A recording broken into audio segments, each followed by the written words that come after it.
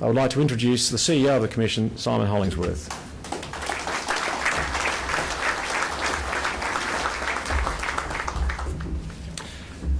Thank you, John, for that introduction, and as I guess said, reiterating a point I made earlier, that notwithstanding the large number of sporting administrators we have here today and our nicely designed handouts, you will forgive me if I say that everything we're announcing today is all about Australia's athletes, the men and women who go out onto the field of play and give their all in pursuing excellence in representing this great sporting nation.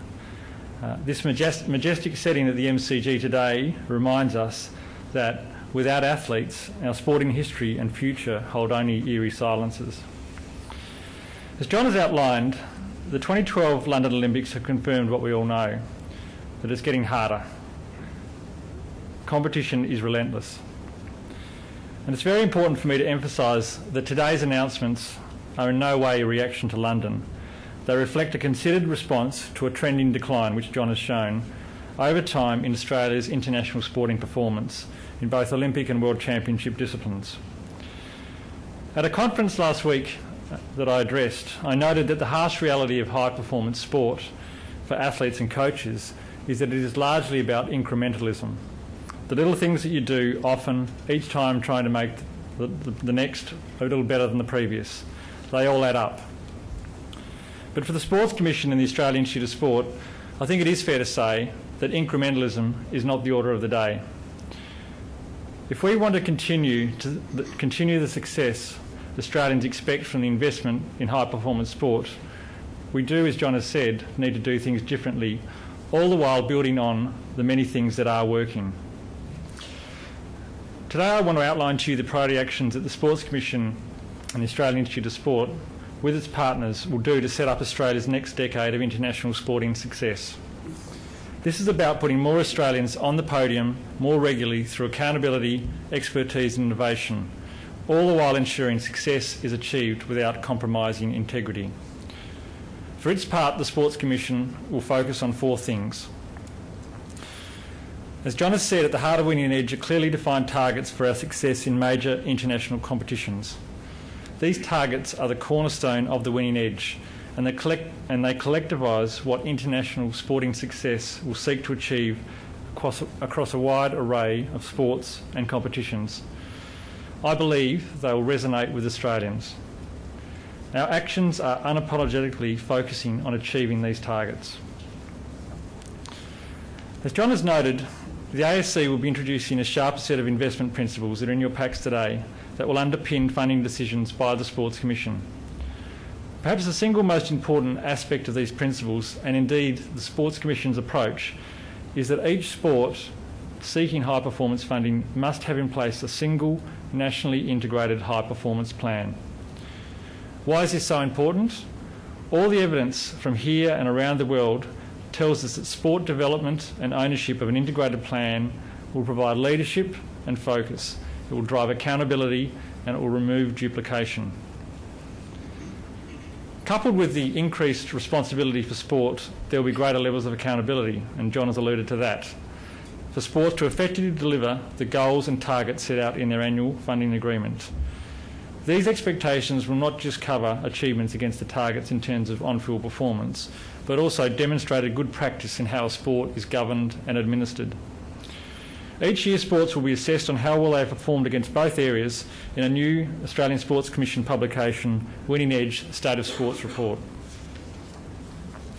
Turning to the second priority action, the Sports Commission recognises that we're not turning to you and simply saying it's over to you.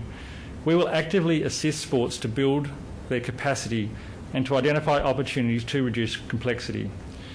We will increase our focus on governance and commission work to identify cost-saving opportunities that can be reinvested in your sport.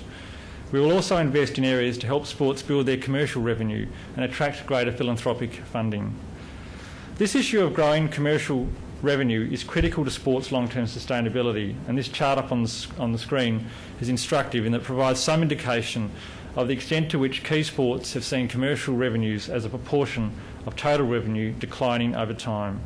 This trend must be reversed.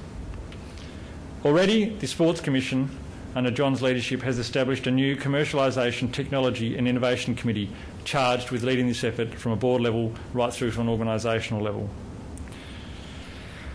A third and critical focus, which AIS Director Matthew Faber will expand on shortly, will be looking to support and invest more in athletes and coaches.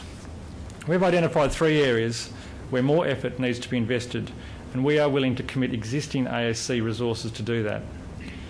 The first in relation to direct athlete support.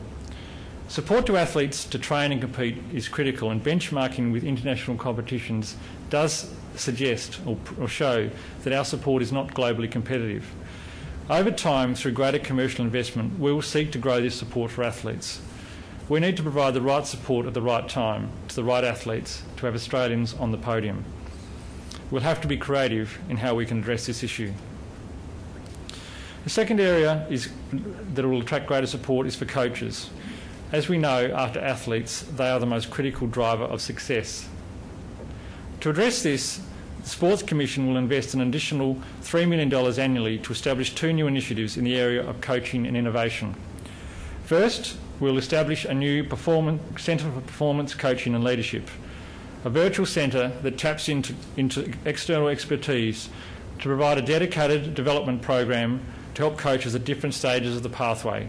Matt will expand shortly. Second, we will create a competitive investment pool for sports to submit ideas around innovation in coaching, high performance and technology in sport. It will be open to all sports and seek new thinking and ideas to keep us ahead of the game. If I could turn to talent identification or pathway. Unearthing and nurturing talent is the second area where we need to up the ante. We know we are competing against countries with very big populations, and our challenge is compounded by a highly saturated sports market here in Australia. I've often said, to succeed, we will need to go deeper into our talent pool than any of our competitors. That is why today we are also committing to a renewed focus on this area. Many of the sports we have traditionally succeeded in are not always accessible to many of our best and brightest talents.